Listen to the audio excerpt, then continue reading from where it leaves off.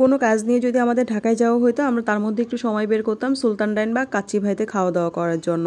আর সেই কাচ্চি ভাই এখন হচ্ছে টাঙ্গাইলে চলে আসছে। যেহেতু আমি আজকে 3 বছর ধরে টাঙ্গাইলেই আছি, তো টাঙ্গাইলে এটা হওয়াতে একটু ভালোই হয়েছে। আর এটার উদ্বোধন হয়েছে হচ্ছে নভেম্বরের 15 তারিখে। কিন্তু আমরা তখন যাই নাই, কারণ জানি অনেক ভিড় হবে, আর এই ভিড়ের মধ্যে খেতে যাওয়া আমার কাছে একদমই ভালো লাগে না।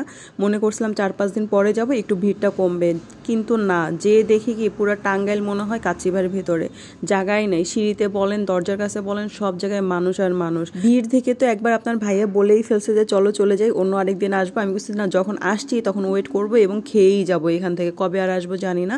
তো যাই হোক, তাদের এই পোস্টারটা আমার কাছে খুব ভালো লাগছে। পোস্টার হোক, দেয়াল পেন্টিং হোক, যেটাই হোক। এই যে দেখেন ভিড়টা দেখেন, তখন অলমোস্ট 3:30টার কাছাকাছি বাজে।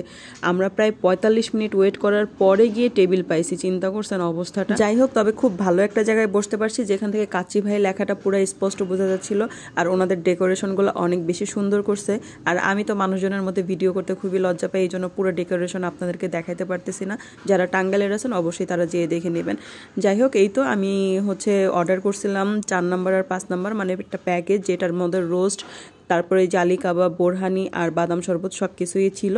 তো অর্ডার করার পরে চলে আসছে। তবে আমি প্রথম থেকে যে রিভিউটা টাঙ্গাইল ফুডিসে দেখতেছিলাম যে রাইসের কোয়ালিটি কোয়ান্টিটি দুইটাই অনেক ভালো। তো কোয়ালিটি ভালো ঠিক আছে, কিন্তু কোয়ান্টিটি কেমন যেন একটু কম লাগছে। আর যে মাংসের পিসগুলো, ওগুলোও আমার কাছে একটু ছোট লাগছে। আমার একদম পার্সোনাল ওপিনিয়ন আমি দিচ্ছি, কারণ প্রথম দিক থেকে যেই মানে 15 তারিখে ওপেন হওয়ার পর থেকে যেই রিভিউগুলো আমি দেখতেছি গ্রুপে, সেই হিসেবে আর কি আমার কাছে মনে হয়েছে যে এইটা পরিমাণটা মানে অনেকটা কম আর কি। হয়তো হইতে পারে অনেক রাশের কারণে তাদের এদিক ওদিক হইতে পারে, এরকমও কিছু হইতে পারে। যাই হোক, তো এই তো আমি আপনাদের ভাইয়াকে বললাম তুমি ফার্স্টে ট্রাই করো এবং বলো কেমন। তো সে বললো যে অনেক ভালো। তারা টাঙ্গাইলে করছে দেখে যে টেস্টের হেরফের হয়েছে এমন না, ঢাকাতেও যেরকম টেস্ট এটাতেও সেরকম টেস্ট। আর একদম গরম গরম সার্ভ করছে, যেটা আমার কাছে অনেক ভালো লাগছে। অনেক সময় হয় না যে ভিড়ের কারণে ঠান্ডা হয়ে গেছে, ভালো লাগে না, সেরকম কোনো কিছু না, একদম গরম গরম ছিল। আর ধোয়া ওঠা একটু গরম বিরিয়ানি খেতে অন্যরকম একটু ভালো লাগে, তাই না?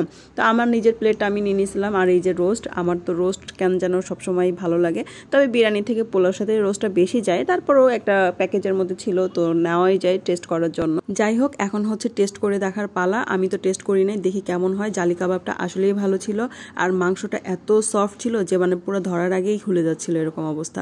আর যেটা মিস করছে আমি, কাচ্চির আলুটা দেখাতে ভুলে গেছি। আমার এই জায়গাও একটা অভিযোগ ছিল, কারণ কাচ্চির আলুটা এত ছোট হবে কেন ভাই? কাচ্চির আলু হবে বড়। কারণ আমরা হইতেছে আলুর লাভার যারা আছি, তারা বিরিয়ানির মধ্যে আলুই বেশি পছন্দ করি মাংসের চেয়ে। আমার তো এরকম হয়।